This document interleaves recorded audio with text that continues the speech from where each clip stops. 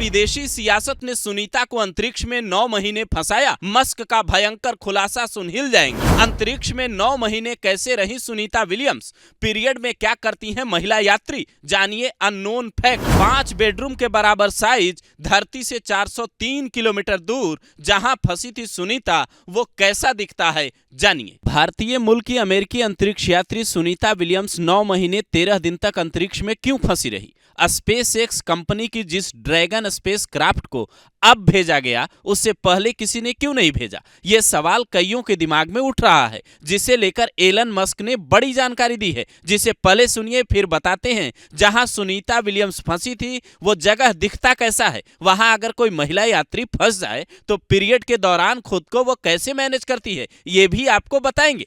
बीते दिनों एक इंटरव्यू में मस्क ने कहा था, नासा के joint crew flight test mission पर गए सुनीता विलियम्स और बुच विल्मोर बोइंग को 8 दिनों के लिए ही भेजा गया था। वहां उन्हें रिसर्च और कई एक्सपेरिमेंट करने थे, लेकिन स्टारलिंक के जिस स्पेस एयरक्राफ्ट से ये गए थे उसमें खराबी होने के कारण वापस नहीं आ पाए। हमने बाइडेन सरकार से तब कहा कि हम मदद को तैयार हैं, लेकिन उन्होंने मेरा प्रस्ताव खारिज कर दिया।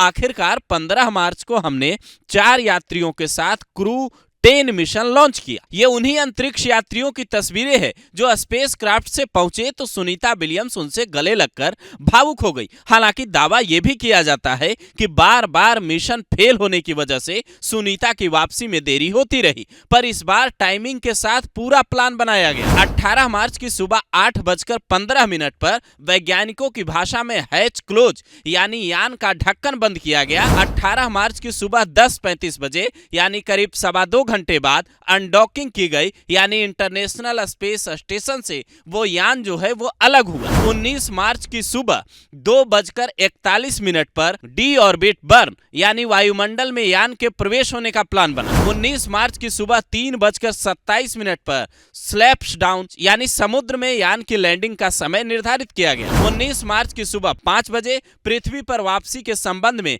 प्रेस कॉन्फ्रेंस रखी गई है। हालांकि एक खतरा यह है कि अटलांटिक महासागर में भीषण गर्मी की वजह से ड्रैगन कैप्सूल खाक भी हो सकता है, लेकिन नासा का कहना है हम पूरी तरह से तैयार हैं, अपने अंतरिक्ष यात्रियों की वापसी पर बेहद उत्साहित हैं। कुछ एक्सपर्ट का कहना है अंतरिक्ष के बाद धरती पर आकर यहां के माहौल में तालमेल बिठाने में काफी वक्त लग सकता है। लगातार जीरो ग्रेविटी में रहने की वजह से पैरों की मांसपेशियां भी कमजोर हो जाती हैं। ऐसे में पृथ्वी के गुरुत्वाकर्षण में चलने में दिक्कत होती है, जिसकी वजह से सामान्य होने में कुछ हफ्ते या महीने तक रिहैबिलिटेशन की जरूरत भी पड़ सकती है। लेकिन जानने वाली बात यह भी है कि जहां सुनीता विलियम्स 9 महीने तक रहीं, वो जगह हर वक्त पृथ्वी के चक्कर लगाते रहता है। कहा यह तक जाता है कि पीरियड्स के दौरान होने वाली दिक्कतों को देखते हुए महिला यात्रियों को 2 तरीके की सलाह दी जाती है, या तो वो इसे रोकने के लिए दवा लेकर जाएं पर्याप्त मात्रा में,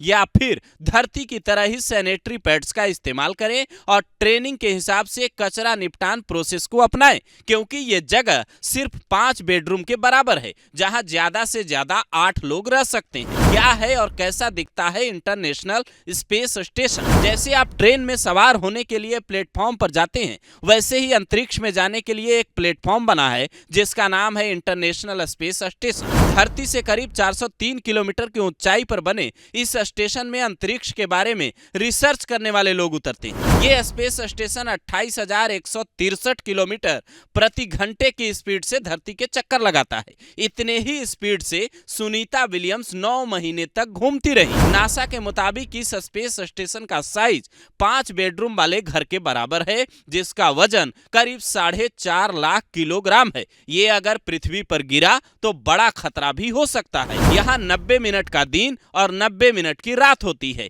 इसी वजह से ये भी कहा जा रहा है कि सुनीता विलियम्स ने एक ही दिन में 16 बार सूर्योदय और 16 बार सूर्यास्त देखा। ये चीजें आम इंसान की सोच से बाहर हो सकती है, लेकिन वैज्ञानिकों की उस सोच को सलाम करना होगा जिन्होंने धरती से इतनी ऊंचाई पर एक प्लेटफॉर्म बनाया, वहां यात्रियों को भेजा और फिर वहां फंसे यात्रियों को निकालने का सुरक्षित इंतजाम किया।